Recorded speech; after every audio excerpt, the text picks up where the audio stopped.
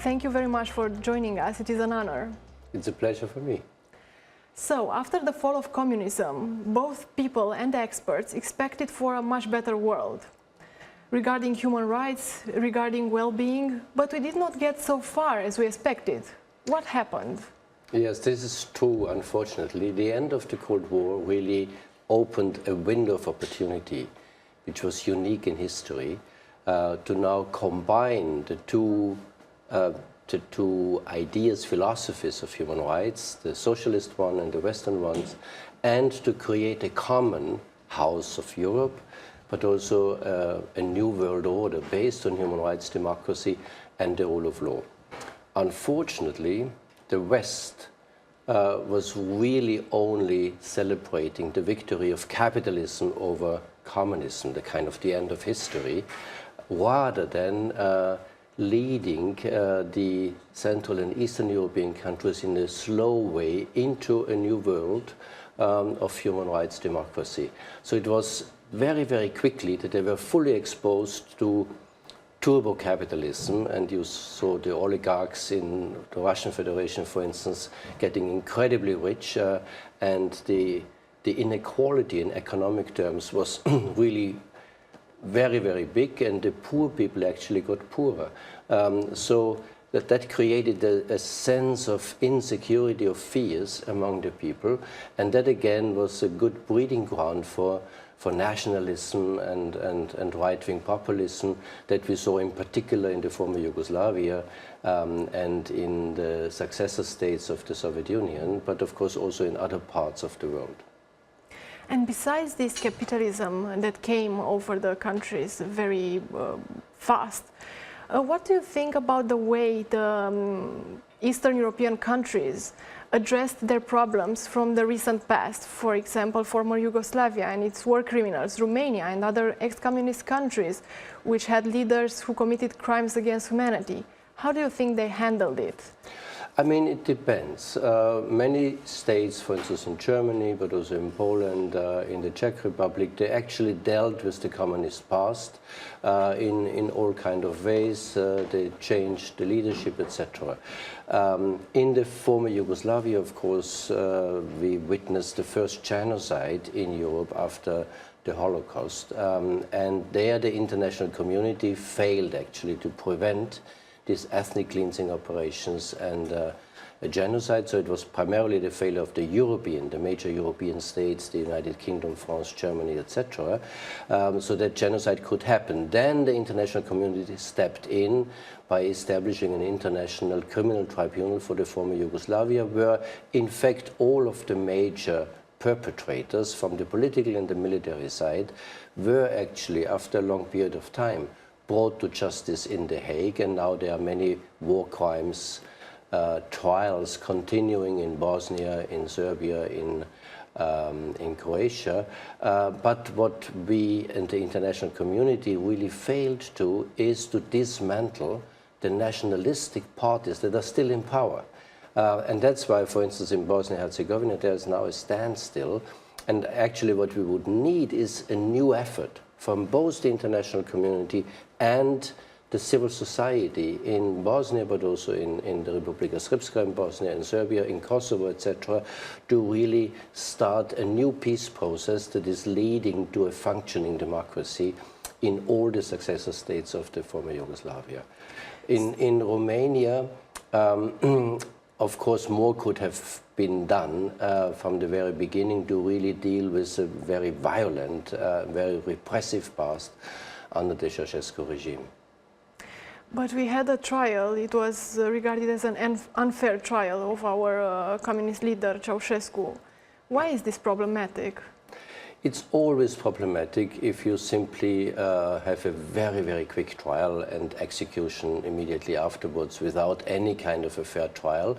It is unfair even to a dictator like Mr. Ceausescu and his wife, but it is also not good for dealing with the past. It's much better if you have a proper trial, could be before an international criminal tribunal, such as in former Yugoslavia, or a really fair trial within Romania, in order to also find out the truth, what happened in the past. Many people in Romania simply didn't know what the Securitate and the other aspects of the repressive regime in Romania committed in terms of really very, very criminal offenses. So it would have been better to really deal with the past in a long trial, but it should have been a fair trial. And at the end, there could have been whatever sentence was allowed under the law of Romania at that time. You mentioned the rise of nationalistic parties and powers in Eastern Europe. Why is this a problem regarding human rights? We now witness, not only in Eastern Europe, also in Western Europe, we are witnessing a renationalization. We see that in Hungary very strong with President or Prime Minister Orban. We see it in Poland under Mr. Kaczynski. But we also see right-wing populist parties on the rise in France, in Germany, in Austria, my own country, in Italy, in the Netherlands, etc. And they are now at the point where they are not only anti-European, so that means to lead their countries out of the European Union, but they are also anti-democratic. So they are undermining really the democratic coherence of the states. Now we are faced with global challenges and huge global problems, and we are not able to deal with them on a nationalistic, on a nationwide level. We have to do it on an international level. So only a stronger European Union will be able to solve all those major challenges that we face. That is an economic crisis, a financial crisis, it's a climate crisis, but also terrorism, organized crime, and many other major challenges to a world that should be based on social justice, on human rights, on democratic values, which the EU has laid down in the Lisbon Treaty. So the EU is based on freedom, equality, solidarity, human rights, and democracy and the rule of law. And the EU is in a moment not really living up to these values, both in its internal and external policies. So we need the European Union needs to take these challenges, both from the far right and from the far left, really serious and fundamentally change its economic policies from a neoliberal policy towards one of a social union, a social pillar, more social justice and equality. So you believe that one of the structural problems is the political model? Are there other issues besides this one, or is this the main thing that led to our problems today? You mean within the European Union or worldwide? Both. I see the main problems really in the economy.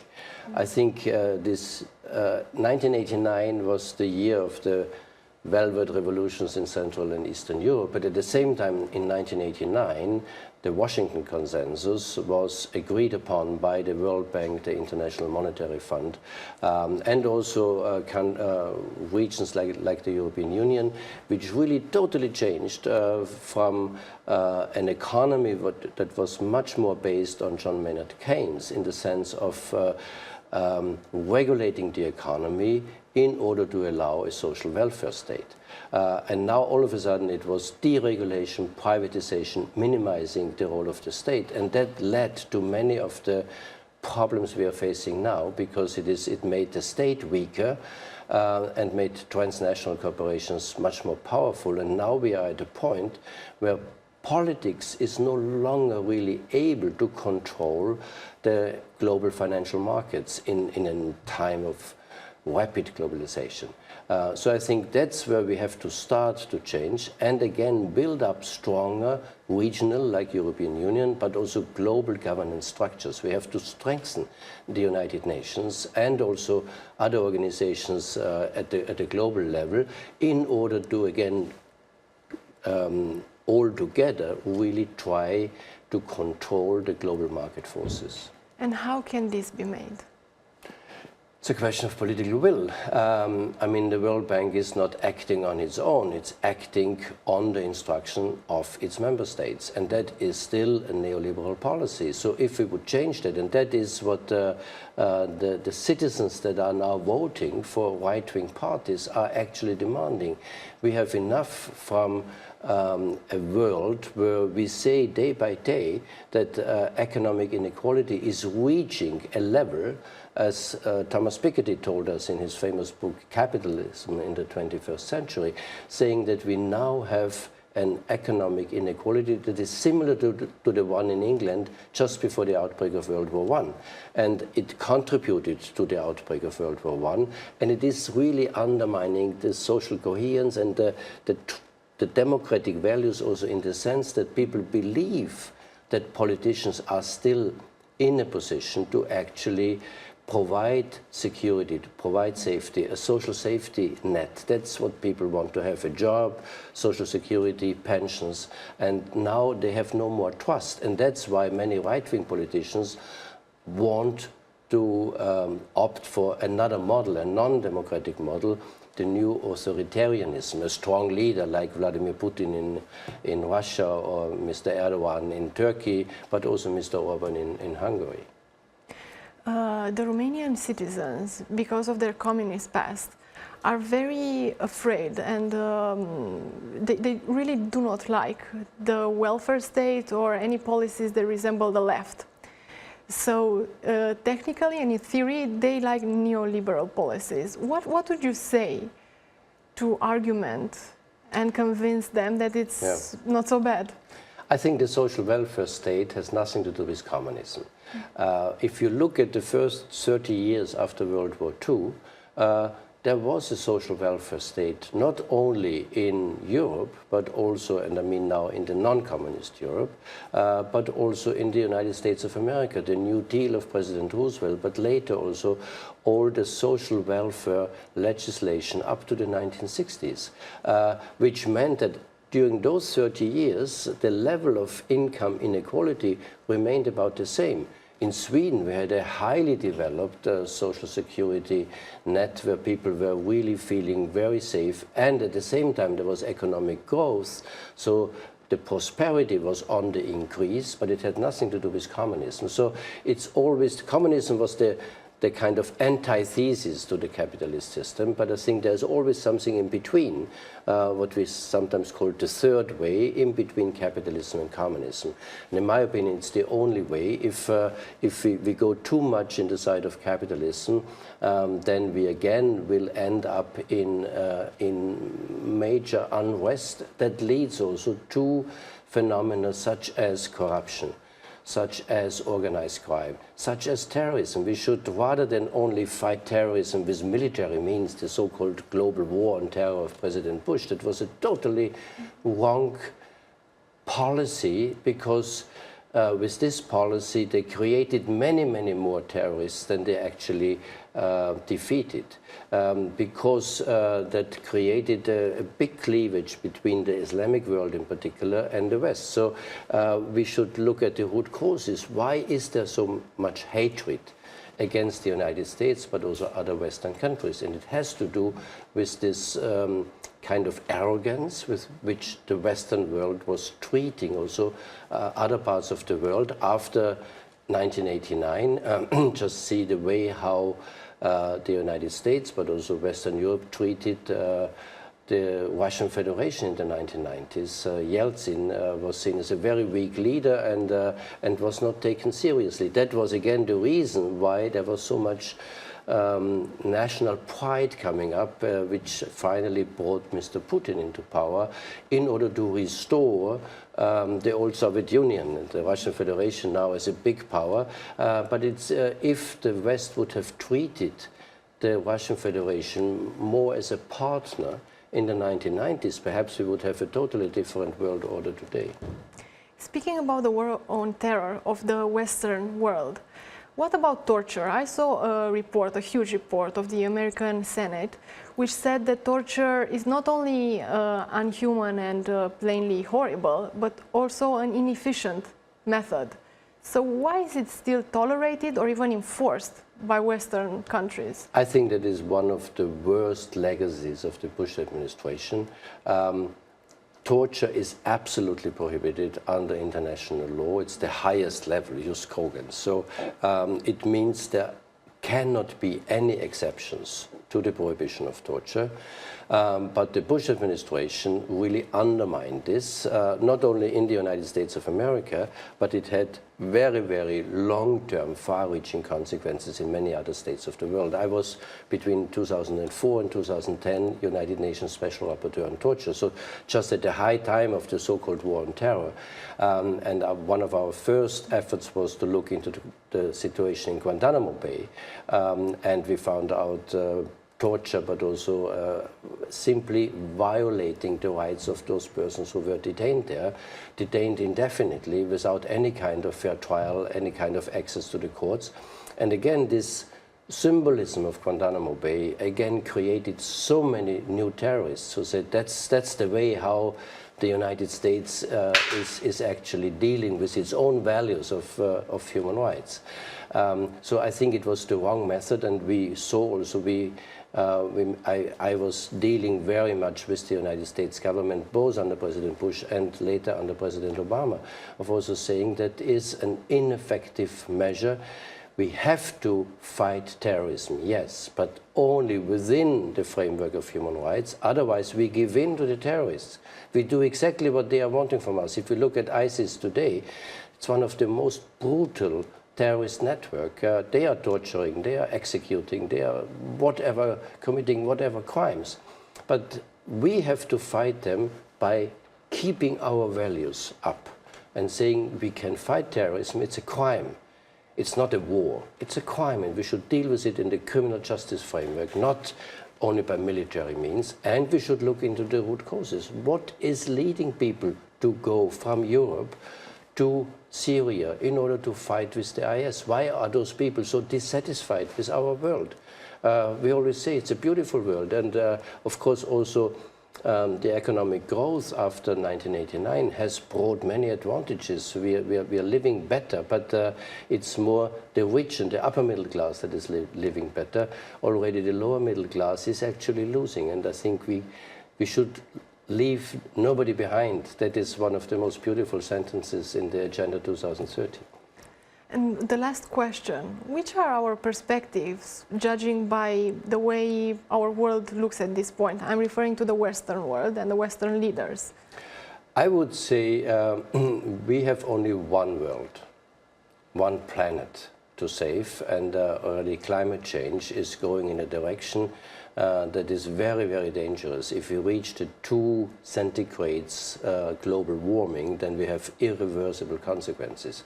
So that's the best example, that it cannot be done by the West or by the East or by the South. We have to work together. The same is terrorist threat. It's a global threat today. So we have to find global answers to this.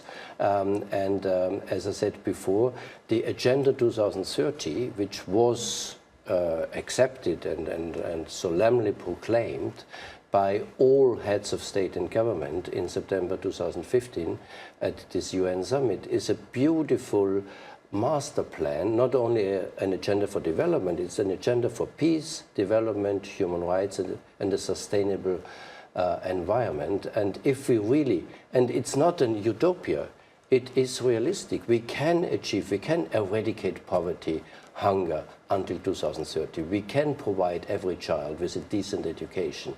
We can really improve our health system.